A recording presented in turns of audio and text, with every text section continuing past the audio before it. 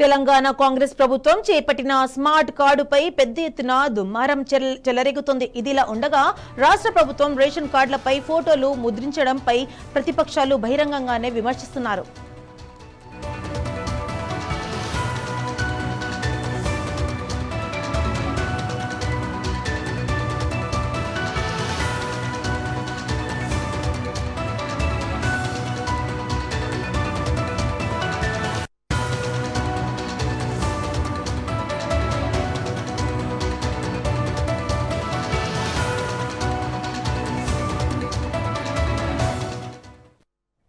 దీనిపై మరిన్ని వివరాలు హైదరాబాద్ ప్రతినిధి రమేష్ లైవ్ లో అందిస్తారు. రమేష్, చెప్పండి.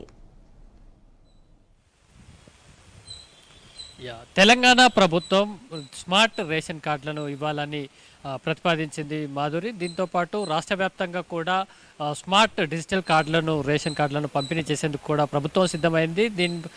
దీనిపై బీజేపీ తీవ్రమైనటువంటి విమర్శలు కూడా చేస్తుంది. ముఖ్యంగా స్మార్ట్ రేషన్ కార్డులు ఏదైతే డిజిటల్ కార్డులపై సీఎంతో పాటు పౌర సరఫరాల శాఖ మంత్రి ఫోటోలను కూడా ముద్రిస్తున్నట్టుగా కూడా రాష్ట్ర ప్రభుత్వం ఇప్పటికే చెప్పిన నేపథ్యంలో ప్రభుత్వాలు కానీ మంత్రులు కానీ పదే పదే మారుతూ ఉంటారు.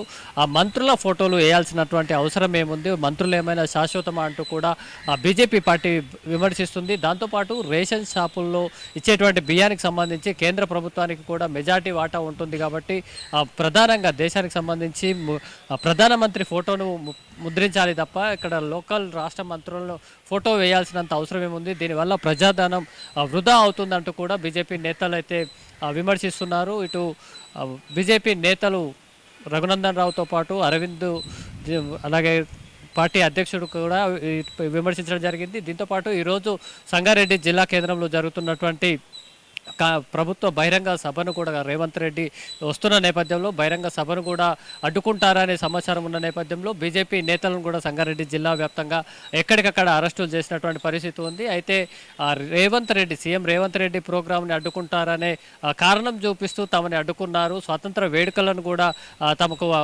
పాల్గొనకుండా చేశారంటూ కూడా బీజేపీ నేతలు అయితే ఆరోపిస్తున్నారు.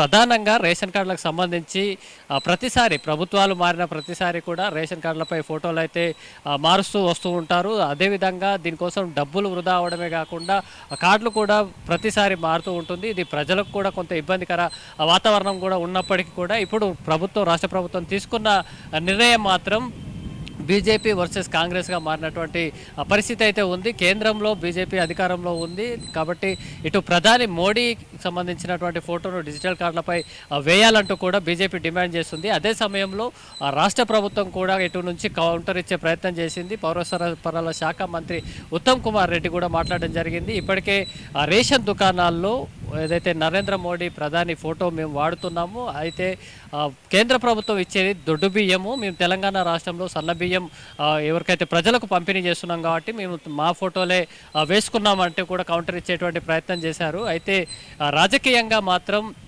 ఇది తీవ్ర దుమారంగా లేపేటువంటి అవకాశం కూడా కనిపిస్తుంది. గతంలో ప్రభుత్వాలు ఎలా ఉన్నప్పటికీ కాంగ్రెస్ ప్రభుత్వం ఏర్పడిన నాటి నుంచి ప్రస్తుతం రాష్ట్రంలో కూడా మార్పులు కనిపిస్తున్నాయి. అదేవిధంగా ప్రజల్లో తమ నాయకుల ఫోటోలు కానీ ప్రభుత్వాన్ని తీసుకెళ్లే ఉద్దేశంతో ఈ ఫోటోలు కూడా రాజకీయంగా వాడుకుంటున్నారనేటువంటి ఆరోపణలు కూడా ఉన్నటువంటి పరిస్థితులలో ఇటు ప్రజాధనం పరంగా కూడా వృధా అవుతుందనేటివి కూడా విమర్శలు ఉన్న నేపథ్యంలో ఇప్పుడు రాష్ట్ర ప్రభుత్వం ఏ విధంగా స్పందిస్తూ ఉంది అనేది ఆసక్తికరంగా ఉంది మాధురి.